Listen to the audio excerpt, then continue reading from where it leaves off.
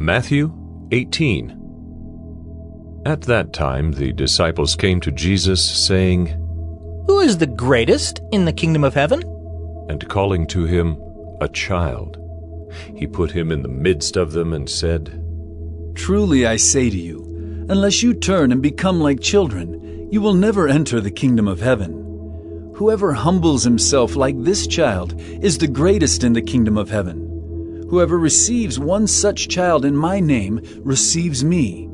But whoever causes one of these little ones who believe in me to sin, it would be better for him to have a great millstone fastened around his neck and to be drowned in the depth of the sea. Woe to the world for temptations to sin, for it is necessary that temptations come, but woe to the one by whom the temptation comes. And if your hand or your foot causes you to sin, cut it off and throw it away. It is better for you to enter life crippled or lame than with 2 hands or 2 feet to be thrown into the eternal fire. And if your eye causes you to sin, tear it out and throw it away.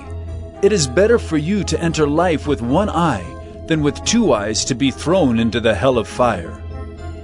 See that you do not despise one of these little ones, for I tell you that in heaven their angels always see the face of my Father who is in heaven. What do you think? If a man has 100 sheep, and one of them is gone astray, does he not leave the 99 on the mountains, and go in search of the one that went astray? And if he finds it, truly I say to you, he rejoices over it more than over the 99 that never went astray.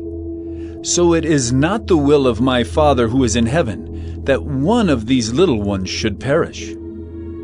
If your brother sins against you, go and tell him his fault, between you and him alone. If he listens to you, you have gained your brother. But if he does not listen, take 1 or 2 others along with you, that every charge may be established by the evidence of 2 or 3 witnesses. If he refuses to listen to them, tell it to the church. And if he refuses to listen even to the church, let him be to you as a Gentile and a tax collector.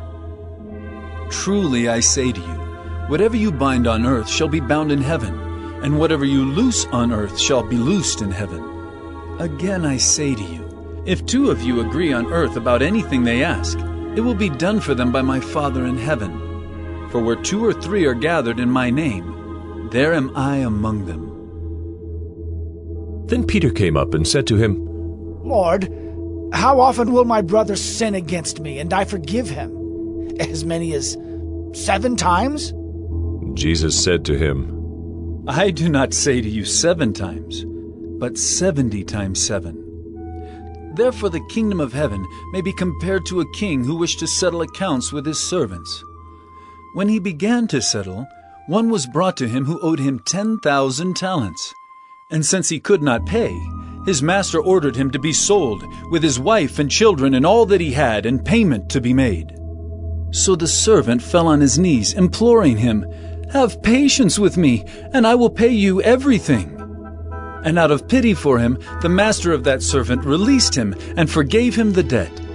But when that same servant went out, he found one of his fellow servants who owed him 100 denarii, and seizing him, he began to choke him, saying, Pay what you owe. So his fellow servant fell down and pleaded with him, Have patience with me, and I will pay you. He refused, and went and put him in prison until he should pay the debt. When his fellow servants saw what had taken place, they were greatly distressed, and they went and reported to their master all that had taken place. Then his master summoned him and said to him, You wicked servant, I forgave you all that debt because you pleaded with me. And should not you have had mercy on your fellow servant as I had mercy on you? And in anger his master delivered him to the jailers until he should pay all his debt. So also my heavenly Father will do to every one of you if you do not forgive your brother from your heart.